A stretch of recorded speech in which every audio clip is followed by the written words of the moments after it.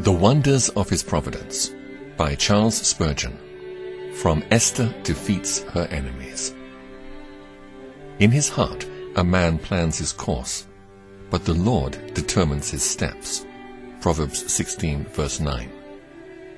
Many are the plans in a man's heart, but it is the Lord's purpose that prevails.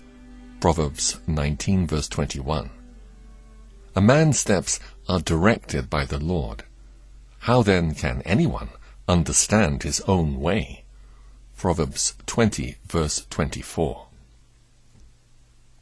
Do not judge divine providence in little pieces. It is a grand mosaic and must be seen as a whole. The Lord's wisdom is seen in arranging the smallest events so as to produce great results.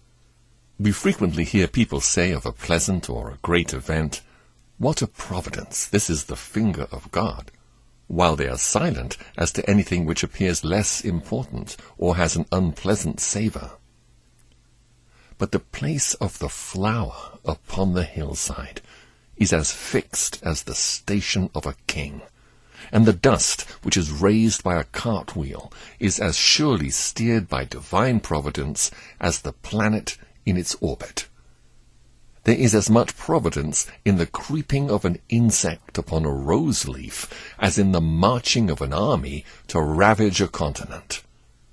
Everything, the most minute as well as the most magnificent, is ordered by the Lord, who has prepared his throne in the heavens, whose kingdom rules over all. Whatever the event may be, the attentive eye will as clearly see the Lord's providential hand. I am sure that God is in the world, yes, and is at my own fireside, and in my chamber, and manages my affairs, and orders all things for me, and for each one of his redeemed children. We need no miracles to convince us of his working. The wonders of his providence are as great marvels as miracles themselves.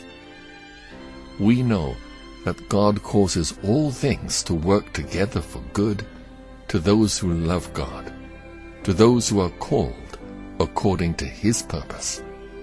Romans chapter 8, verse 28.